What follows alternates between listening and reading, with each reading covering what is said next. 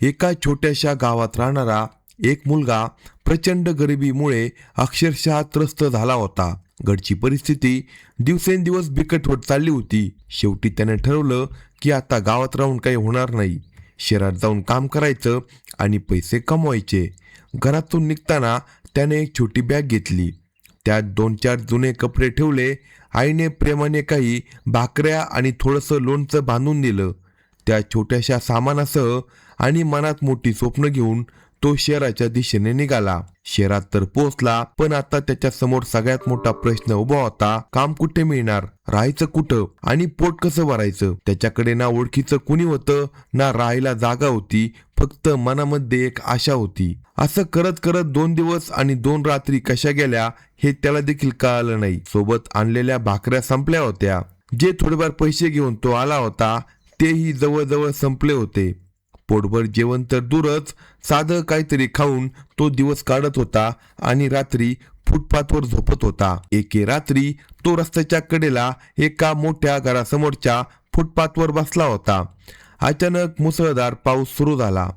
पाऊस इतका जोरात पडत होता की स्वतःचा बचाव करण्यासाठी त्याला कुठे देखील आसरा मिळत नव्हता. तो इकडे तिकडे नजर फिरू लागला. कुठे एखादी जागा मिळते का जिथे पावसापासून थोडा बचाव होईल. पण बराच वेळ शोधून देखील त्याला काही दिसलं नाही. तेवढ्यात त्याची नजर समोरच्या एका मोठ्या बंगल्यावर गेली. त्या घरासमोर एक मोठा कौलारू सज्जा बाहेर आला होता. तो धावत तिथे गेला आणि त्या कौलाच्या खाली उभा राहिला. पाऊस मात्र अजूनही तितक्याच वेगाने कोसळत होता. त्याचवेळी त्या घराच्या मालकिनीची नजर त्या तरुणावर पडली. तिनं पाहिलं की एक अनोळखी मुलगा पूर्णपणे भिजलेल्या अवस्थेत तिच्या घरासमोर उभा आहे. त्याच्या हातात एक छोटी बॅग होती आणि चेहऱ्यावर प्रचंड थकवा दिसत होता. क्षणभर तिने त्याच्याकडे पाहिलं. कुणीतरी पावसापासून वाचण्यासाठी उभा असावा असा विचार करून ती पुन्हा घरात गेली. पण घरात गेल्यानंतर देखील तिचं मन काही शांत बसलं नाही. पुन्हा ती बाहेर आली. गेट उघडलं आणि त्या मुलाला विचारलं, बाळा तू कोण आहे, इथे का उभा राहिलाय.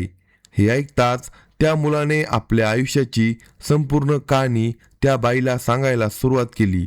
त्याने आपल्या घरची गरिबी, आईवडिलांची अवस्था, कर्ज आणि शहरात कामाच्या शोधात आलेला आपला प्रवास सगळं काही तिला सांगितलं.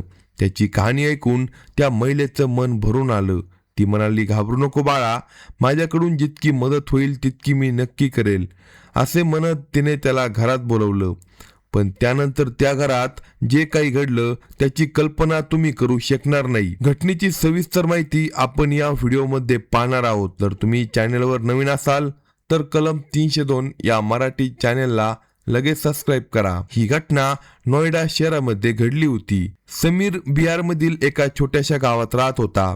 त्याचं वय साधारण 21-22 वर्ष होतं. नुकतंच तारुण्यात पाऊल ठेवलेलं, डोळ्यात मोठी स्वप्न असलेला, पण नशिबाने मात्र त्याची कायमत परीक्षा घेत होतं. त्याने जेमतेम 12वी पर्यंत शिक्षण पूर्ण केलं होतं. पुढे शिकायची त्याची इच्छा होती, पण घरची परिस्थिती इतकी बिकट होती की शिक्षण सुरू ठेवणं शक्यच नव्हतं. घरात म्हातारे आई वडील होते. गरिबी इतकी होती की त्यांच्या अंगावर घालायला चांगले कपडे देखील नव्हते. अनेक वर्षापासून वापरलेले फाटके आणि जुने कपडे घालूनच ते दिवस काढत होते. घरात कधी अचानक पैशांची गरज पडली तर पैसे कुठून आणायचे हा मोठा प्रश्न असायचा. समीर रोज आपल्या आईवडिलांची ही अवस्था पाहायचा आणि आतून तुटून तो चालला होता. त्याची आई सतत आजारी असायची.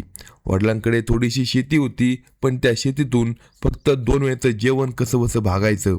आईच्या औषधाचा खर्च दिवसेंदिवस वाढत होता. त्यामुळे घरची आर्थिक परिस्थिती पूर्णपणे कोलमडली होती.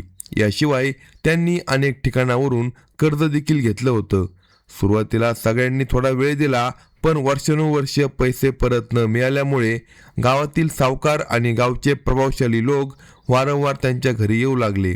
ते म्हणायचे, आमचे पैसे कधी परत करणार, व्याज वाढत चालला आहे.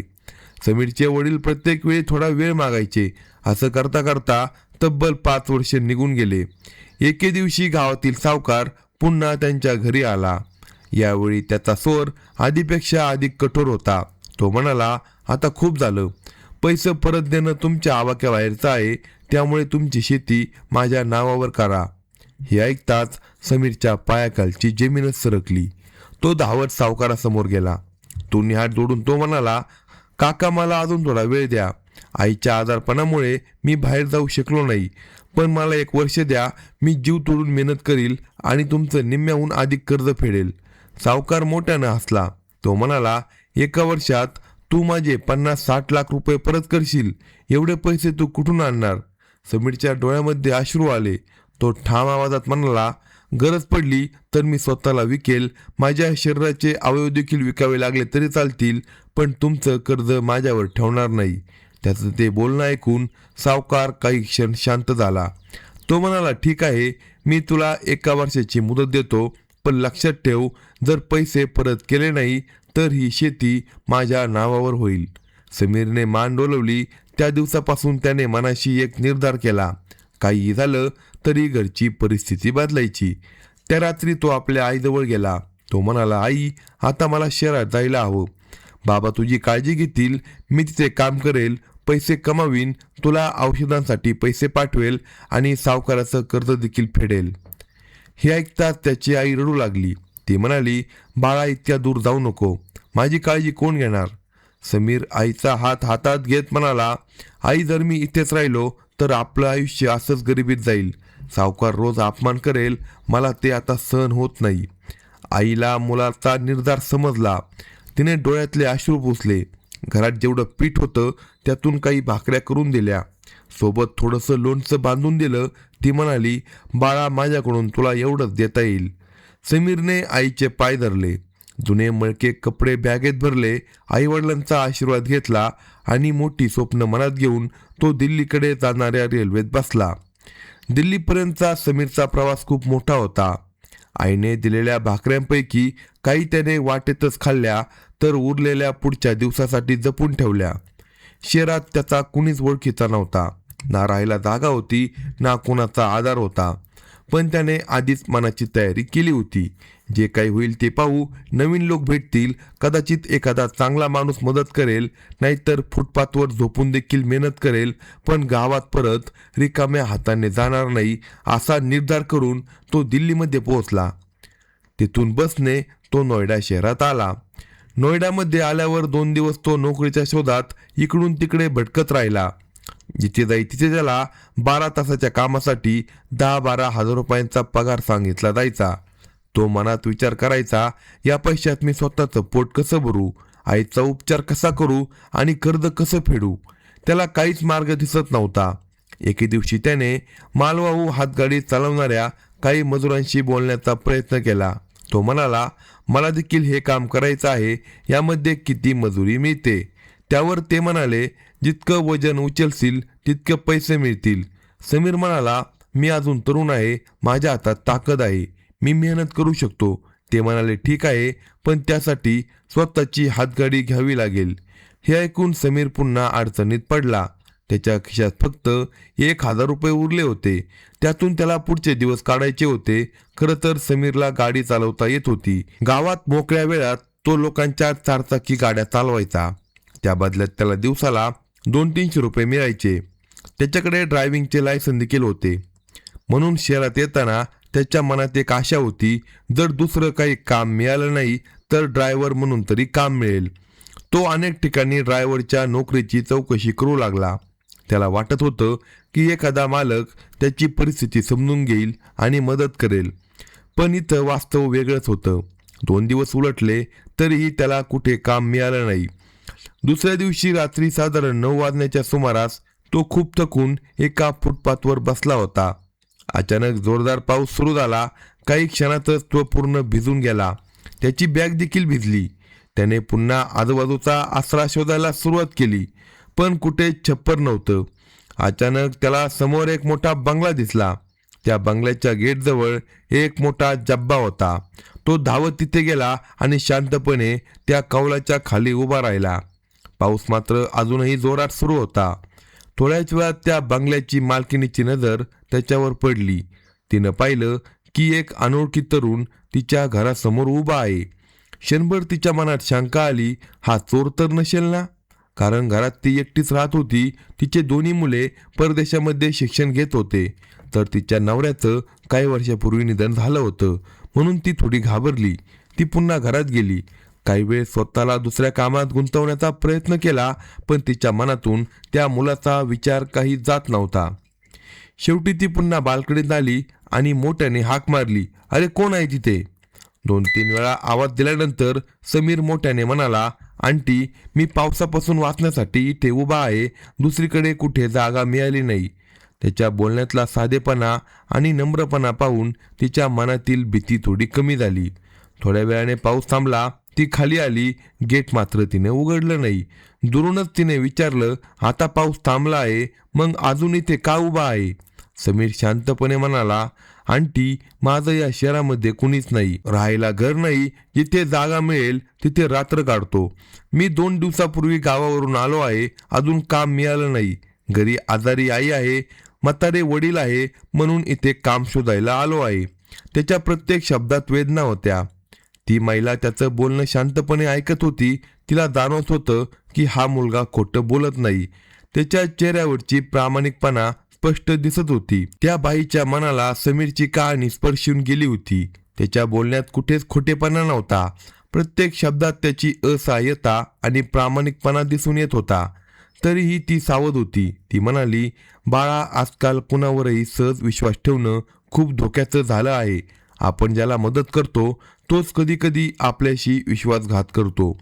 समीरनं लगेच नम्रपणे उत्तर दिलं, "आंटी, तुमचं म्हणणं अगदी बरोबर आहे, पण माझ्या रक्तात कोणाचं वाईट करणं नाही. तरीही जर तुम्हाला माझ्यावर विश्वास नसेल तर काही हरकत नाही. फक्त मला आजची रात्र इथे या छपराखाली उभं राहू द्या." त्याचं उत्तर ऐकून ती काही क्षण विचारात पडली. मग ती म्हणाली, "ठीक आहे, आजची रात्र तू इथेच थांब, पण कोणताही गोंधळ करू नको." तो म्हणाला, "धन्यवाद आंटी." समीरने कृतज्ञपणे उत्तर दिलं. तो पुन्हा त्या छपराखाली जाऊन शांतपणे बसला. दरम्यान ती महिला घरात गेली. तिनं जेवण केलं आणि झोपण्यासाठी आपल्या खोलीत गेली. पण अंथरुणावर पडून देखील तिला झोप येत नव्हती. वारंवार गरीब समीरचा चेहरा तिच्या डोळ्यासमोर येत होता. त्याने सांगितलेली गरिबी, आजारी आई, म्हातारे वडील, कर्ज, हे सगळं तिच्या मनामध्ये फिरत होतं. तिलाही स्वतःचं बालपण आठवलं. एकेकाळी तिचंही कुटुंब खूप गरीब होतं. तिच्या वडिलांनी आणि भावांनी आयुष्यभर कष्ट करून घर उभं केलं होतं. त्यामुळे आज ती एका चांगल्या घरात राहत होती.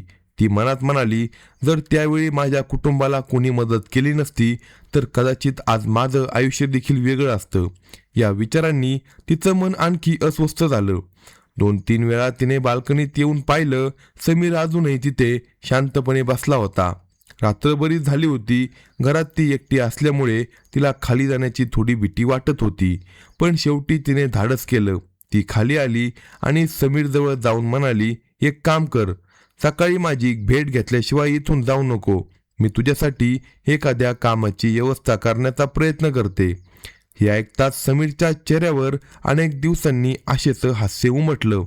तो भावुक होत म्हणाला, "आंटी, जर मला काम मिळालं तर तुमचा हा उपकार मी आयुष्यभर विसरणार नाही." ती फक्त हसली आणि पुन्हा घरात गेली. दुसऱ्या दिवशी सकाळ झाली. ती महिला होती, तिचं नाव अर्पिता होतं. नेहमीप्रमाणे ती आपल्या बाल्कनीत आली. तिनं पाहिलं समीर अजूनही तिथे बसला होता. तो रात्रभर कुठेही गेला नव्हता. हे पाहून अर्पिताला त्याच्यावर आणखी विश्वास वाटू लागला. ती खाली आली. तिनं गेट उघडलं आणि ती म्हणाली, "चल आतमध्ये ये." समीर थोडासा संकोच करत तिच्या मागे घरात गेला. घरात काम करणाऱ्या कर्मचाऱ्यांसाठी वेगळं स्नानगृह आणि प्रसाधनगृह होतं. अर्पिता त्याला तिथे घेऊन गेली. ती म्हणाली, "जा, आधी हातपाय तोंड धुवून फ्रेश हो. कपडे धुवायचे असतील तर धुवून घे, मग आपण चहा पिऊ." समीरने तिचं म्हणणं ऐकलं. तो आंघोळ करून स्वच्छ झाला. दरम्यान अर्पिताने दोघांसाठी चहा तयार केला. काही वेळाने दोघे एकत्र बसून चहा पिऊ लागले.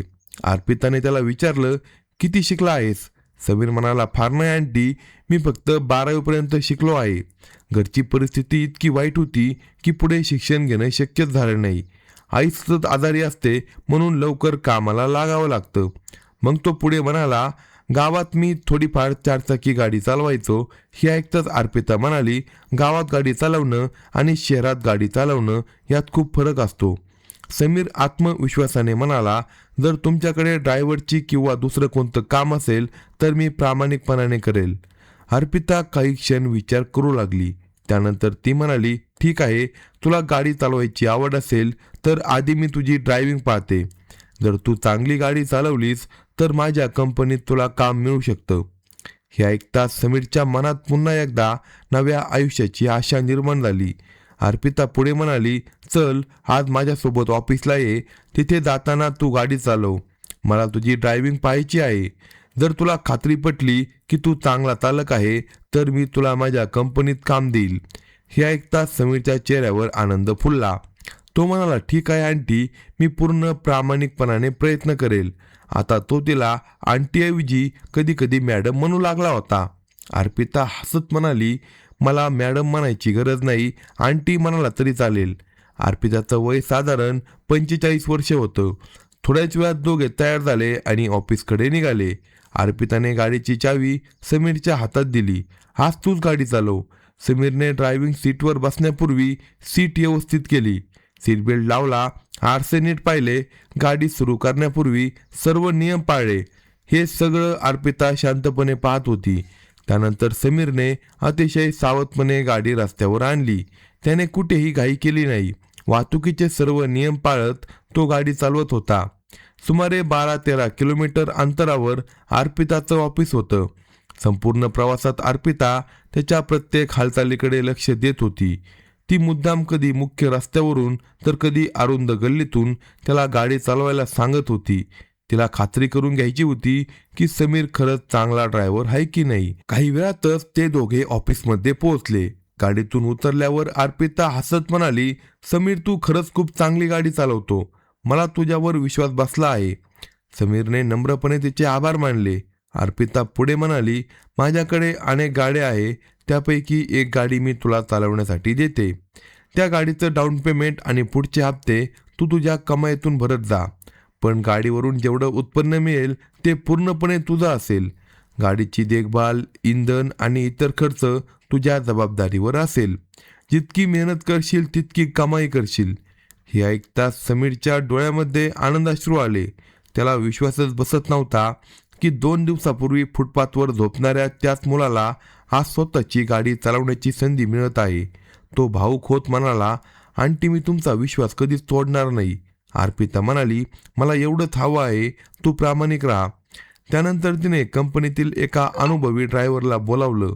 ती म्हणाली, याला सर्व मार्ग, पिकअप पॉईंट, ड्रॉप लोकेशन आणि कंपनीचं काम समजावून सांग. त्या ड्रायव्हरने दिवसभर समीरला सर्व माहिती दिली.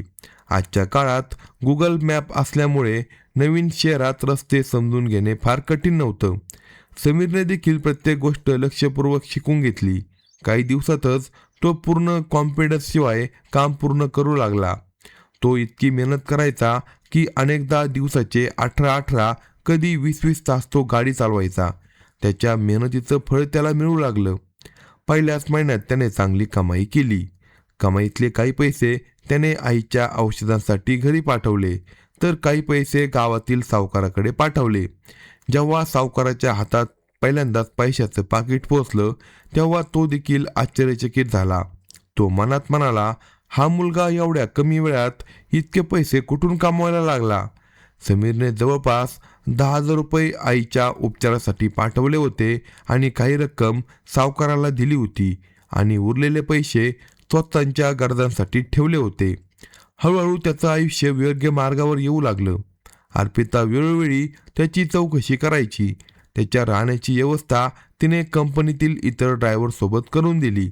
आता समीरच्या डोक्यावर छप्पर होतं, नियमित काम होतं आणि सर्वात महत्त्वाचं म्हणजे भविष्यासाठी एक नवी आशा मिळाली होती. असं करत करत काही महिने निघून गेले. समीर आता कंपनीतील एक विश्वासू ड्रायव्हर बनला होता. तो वेळेवर काम करायचा, कोणाशी देखील उद्धटपणे बोलायचं नाही आणि प्रत्येक जबाबदारी मनापासून पार पाडायचा. अर्पिता देखील त्याच्यावर दिवसेंदिवस अधिक विश्वास ठेवू लागली होती. एक रविवार होता. दुपारी साधारण 2 वाजले होते. त्या दिवशी कंपनीचं काम कमी असल्यामुळे अर्पिता घरीच होती. समीरही काही कागदपत्र घेण्यासाठी तिच्या घरी आला होता. दोघे थोडा वेळ बोलत होते. अचानक घराच्या वरच्या मजल्यावरून अर्पिताच्या जोरजोरात ओरडण्याचा आवाज आला. वाचवा वाचवा. हा आवाज ऐकताच समीर घाबरून गेला. क्षणाचाही विलंब न करता तो जिना चढत वर धावला, पण वर पोहोचताच त्याच्या पायाखालची जमीन सरकली. अर्पिता जमिनीवर बेशुद्ध पडली होती. तिच्या तोंडातून फेस येत होता. समीरला काही देखील समजत नव्हतं. त्याने जराही वेळ न दवडता तिला उचललं, कसंबसं तिला खाली आणलं आणि आपल्या गाडीत झोपवलं. त्यानंतर तो भरधाव वेगाने जवळच्या रुग्णालयाकडे निघाला. रुग्णालयात पोहोचताच त्याने डॉक्टरांना विनंती केली, कृपया लगेच उपचार सुरू करा. डॉक्टरांनी आधी ॲडमिशन आणि पैशांबद्दल विचारलं. समीर म्हणाला, माझ्याकडे सध्या 15 ते 20 हजार रुपये आहे, ते मी लगेच भरतो. या आमच्या मालकीन आहे, मोठ्या व्यावसायिक आहे, त्यांची मुले परदेशात आहे, कृपया पैशांची चिंता करू नका, आधी त्यांचा जीव वाचवा. समीरच्या प्रामाणिक विनंतीमुळे डॉक्टरांनी लगेच उपचार सुरू केले. अर्पिताला तातडीच्या विभागात दाखल करण्यात आलं. तपासण्या सुरू झाल्या. साधारण 6-7 तास उपचार केले. शेवटी संध्याकाळी अर्पिताला शुद्ध आली. डोळे उघडताच तिने स्वतःला हॉस्पिटलमध्ये पाहिलं. ती गोंधळून गेली. ती हळू आवाजात म्हणाली, मी इथे कशी आले? तेवढ्यात समीर तिच्याजवळ आला. त्याने शांतपणे घडलेला संपूर्ण प्रकार सांगितला. हे ऐकताच अर्पिताच्या डोळ्यात अश्रू आले. तिला त्या दिवसाची आठवण झाली, ज्या दिवशी तिने पावसात भिजलेल्या एका अनोळखी मुलाला आपल्या घरासमोर उभं पाहिलं होतं. जर त्या दिवशी तिने त्याच्यावर दया दाखवली नसती तर आज कदाचित तिचा जीव वाचला नसता. ती भावूक होऊन समीरकडे पाहत राहिली. तिला जाणवलं होतं की माणुसकीने केलेलं प्रत्येक काम एक दिवस नक्की परत येतं. काही वेळाने अर्पिताच्या दोन्ही मुलांना तिच्या तब्येतीची माहिती मिळाली. त्यांनी लगेच भारतात येण्याची तयारी सुरू केली. पण अर्पिताने त्यांना समजावत सांगितलं, मी आता पूर्णपणे सुरक्षित आहे. तुमच्या परीक्षेला आणि नोकरीला काही दिवस उरले आहे. तुम्ही अभ्यासावर लक्ष द्या, माझी काळजी करू नका. मुलांनीही तिचं ऐकलं. त्या दिवसानंतर समीर हा अर्पितासाठी फक्त ड्रायव्हर राहिला नाही, तो तिच्यासाठी मुलासारखा झाला होता. ती त्याच्यावर पूर्वीपेक्षा कितीतरी जास्त विश्वास ठेवू लागली. कंपनीतील इतर सर्व ड्रायव्हरपेक्षा ती समीरला सर्वात जास्त मान देऊ लागली. आता समीर देखील तिची प्रत्येक गोष्ट आपल्या आईप्रमाणे जपून करू लागला. त्याच्या आयुष्यात पहिल्यांदाच त्याला असं वाटत होतं की या शहरामध्ये तो आता एकटा राहिला नाही. या घटनेनंतर समीर आणि अर्पिता यांच्यातील नातं पूर्णपणे बदलून गेलं. आता अर्पिता त्याच्याकडे केवळ एक कर्मचारी म्हणून पाहत नव्हती, तर स्वतःच्या मुलाप्रमाणे त्याची काळजी घेत होती. समीर देखील तिचा प्रत्येक शब्द मानायचा. तिच्या प्रत्येक कामात तो मनापासून मदत करायचा. दिवस अगदी सुरळीत सुरू होते. एके दिवशी सकाळी समीर कंपनीच्या गाड्या स्वच्छ करत होता. तेवढ्यात त्याच्या मोबाईलवर गावावरून फोन आला. फोन उचलताच त्याच्या चेहऱ्यावरील भाव बदलले. काही क्षणातच त्याच्या डोळ्यातून अश्रू वाहू लागले. तो जागेवरच रडू लागला. हे पाहून अर्पिता लगेच त्याच्याजवळ आली. ती घाबरून म्हणाली, काय झालं समीर, का रडतोस? समीरने रडत रडत उत्तर दिलं, आंटी, आईची तब्येत खूपच बिघडली आहे. तिला रुग्णालयात दाखल केलं आहे. डॉक्टरांनी तातडीने उपचार सुरू करण्यासाठी 50,000 रुपये जमा करायला सांगितलेत. माझ्याकडे एवढे पैसे नाही. हे ऐकताच अर्पिताने क्षणाचाही विचार केला नाही. ती म्हणाली, अरे एवढ्याशा गोष्टीसाठी रडतोयस? तू लगेच गावाकडे निघ. कामाची अजिबात चिंता करू नको. असं म्हणत तिने गाडीची चावी त्याच्या हातात दिली. ती म्हणाली, रेल्वेची वाट पाहत बसू नको. ही गाडी घे आणि थेट गावाकडे जा. त्यानंतर तिने कपाटातून 1,00,000 रुपये रोख काढले आणि समीरच्या हातात ठेवले. समीर अवाक झाला. तो म्हणाला, आंटी, इतके पैसे? अर्पिता हसत म्हणाली, यामध्ये 50,000 रुपये तुझ्या आईच्या उपचारांसाठी आहे. उरलेले पैसे प्रवास, टोल, इंधन आणि इतर खर्चासाठी ठेव. आणि जर अजून पैशांची गरज पडली तर मला निसंकोचपणे फोन कर. समीरच्या डोळ्यातून अश्रू वाहू लागले. त्याने तिचे पाय स्पर्श करून आशीर्वाद घेतला. काही क्षणातच तो गाडी घेऊन आपल्या गावाच्या दिशेने निघाला. जवळपास 30 तासांचा लांब प्रवास करून तो गावामध्ये पोहोचला. सरळ तो रुग्णालयात गेला. त्यानं पाहिलं, त्याची आई हॉस्पिटलच्या बेडवर पडली होती. तिच्यावर उपचार सुरू होते. त्याचे वडील पूर्णपणे हतबल झाले होते. कोणाकडून देखील पैसे मिळण्याची त्यांची आता आशा उरली नव्हती. समीरने लगेच डॉक्टरांकडे जाऊन उपचारासाठी आवश्यक असलेली रक्कम जमा केली. तो म्हणाला, डॉक्टर, कृपया माझ्या आईचा उपचार सुरू ठेवा. पैशांची अजिबात काळजी करू नका. डॉक्टरांनी उपचार सुरू ठेवले. 1 आठवडा त्याच्यावर उपचार झाले. समीर दिवस रात्र आईजवळच बसून राहिला. त्याला खात्री होती की त्याची आई नक्की बरी होईल, पण नियतीला काहीतरी वेगळंच मान्य होतं. एका सकाळी अचानक त्याच्या आईची प्रकृती पुन्हा गंभीर झाली. डॉक्टरांनी खूप प्रयत्न केले, पण अखेर तिने शेवटचा श्वास घेतला. आईच्या मृत्यूची बातमी ऐकताच समीर पूर्णपणे कोसळला. तो आईच्या मृतदेहाला मिठी मारून लहान मुलासारखा रडू लागला. त्याला वाटत होतं जणू त्याच्या आयुष्यातला सर्वात मोठा आधार कायमचा निघून गेला होता. काही दिवस तो कोणासोबत बोलला नाही. अर्पिताला देखील त्याने काही कळवलं नव्हतं. 2-3 दिवसांनी अर्पिताने स्वतः त्याला फोन केला. ती म्हणाली, समीर काय झालं, तू ठीक तर आहे ना? तेव्हा समीरने रडत रडत आईच्या निधनाची बातमी तिला सांगितली. हे ऐकताच अर्पिता काही क्षण स्तब्ध झाली. तिच्याही डोळ्यात पाणी आलं. ती शांत आवाजात म्हणाली, समीर, इतकी मोठी गोष्ट तू मला आधी का सांगितली नाही? समीर म्हणाला, आंटी, माझ्यामध्ये तेवढी हिंमतच नव्हती. माझं सर्वस्व माझ्यापासून निघून गेलं. माझ्या डोक्यावरची आईची सावली कायमची हरवली. अर्पिता त्याचं बोलणं शांतपणे ऐकत होती. मग ती प्रेमाने म्हणाली, असं कधी म्हणू नको. तुझी एक आई गेली असेल, पण तुझी दुसरी आई अजून जिवंत आहे. जोपर्यंत मी आहे तोपर्यंत तुला कधीच एकटं वाटू देणार नाही. हे शब्द ऐकताच समीरला पुन्हा एकदा जगण्याची नवी ताकद मिळाली. त्याला जाणवलं, रक्ताचं नातं नसतानाही काही माणसं आयुष्यात आईवडिलांपेक्षाही जवळची बनून जातात. समीर पुन्हा नोएडामध्ये परतला. आईच्या निधनाचं दुःख अजूनही त्याच्या मनात होतं, पण अर्पिताने दिलेल्या आधारामुळे तो पुन्हा आपल्या कामात रमू लागला. त्या दिवसापासून अर्पिता त्याची आणखी जास्त काळजी घेऊ लागली. समीरला जेव्हा जेव्हा पैशांची गरज भासायची तेव्हा तो न सांगता अर्पिता त्याला मदत करायची. कधी औषधांसाठी, तर कधी घरच्या खर्चासाठी, तर कधी गावाला जाण्यासाठी लागणारे पैसे ती स्वतःहून त्याला द्यायची. समीरही तिचा प्रत्येक रुपया प्रामाणिकपणे वापरायचा. कधीही तिच्या विश्वासाला तिने तडा जाऊ दिला नाही. हळूहळू वर्ष पुढे सरकत गेली. अर्पिताचं वय वाढत होतं.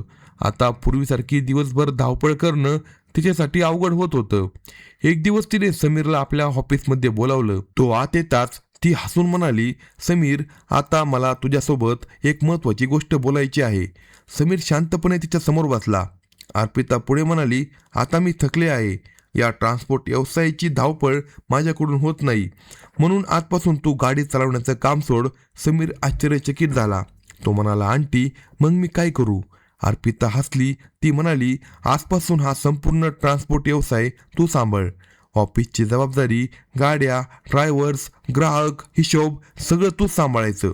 समीरला तिचं बोलणं ऐकून विश्वास बसत नव्हता. तो घाबरत म्हणाला, आंटी, इतका मोठा व्यवसाय मी कसा सांभाळणार? माझ्याकडून काही चूक झाली तर? अर्पिता त्याच्या डोळ्यात पाहत होती. ती म्हणाली, मला तुझ्यावर स्वतःपेक्षा जास्त विश्वास आहे.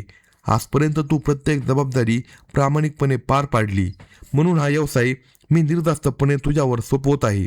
ती पुढे म्हणाली, आता या व्यवसायात नफा झाला किंवा तोटा झाला त्याची मला फारशी चिंता नाही. मला फक्त घरखर्चासाठी थोडे पैसे मिळाले तरी पुरे. बाकी सगळं तू तुझ्या पद्धतीने सांभाळ. समीरच्या डोळ्यात अश्रू आले. तो भाऊक होऊन म्हणाला, आंटी, तुम्ही माझ्यावर दाखवलेला विश्वास मी आयुष्यभर तुटू देणार नाही. अर्पिताने त्याच्या डोक्यावर प्रेमाने हात ठेवला. ती म्हणाली, मला माहिती आहे, कारण तू फक्त मेहनती नाही, तू प्रामाणिक देखील आहे. दरम्यान अर्पिताचे दोन्ही मुले परदेशात शिक्षण पूर्ण करून अमेरिकेत मोठ्या कंपन्यांमध्ये नोकरीला लागले होते. तिथेच त्यांनी आपलं आयुष्य स्थिर केलं. त्यामुळे भारतात परत येण्याची त्यांचा कोणताही प्लॅन नव्हता. म्हणून भारतातील संपूर्ण ट्रान्सपोर्ट व्यवसायाची जबाबदारी आता समीरकडे आली होती. कंपनीतील सर्व कर्मचारी त्याचा आदर करू लागले. काही वर्षापूर्वी जो मुलगा फुटपाथवर झोपून दिवस काढत होता, तोच आज शेकडो गाड्यांच्या व्यवसायाचं व्यवस्थापन करत होता. त्याने आपल्या मेहनतीने, प्रामाणिकपणाने आणि चांगल्या स्वभावाने प्रत्येकाचं मन जिंकलं होतं. आणि दुसरीकडे गावातील सावकाराचं संपूर्ण कर्जही त्यानं हळूहळू फेडून टाकलं. ज्या सावकाराने एकेकाळी त्याची शेती बळकवण्याची धमकी दिली होती, त्याच सावकारासमोर आज समीर अभिमानाने उभा होता. काही दिवसांनी गावातील सावकाराला समजलं की समीरने त्याचं संपूर्ण कर्ज फेडून टाकलं आहे. तो स्वतःही आश्चर्यचकित झाला.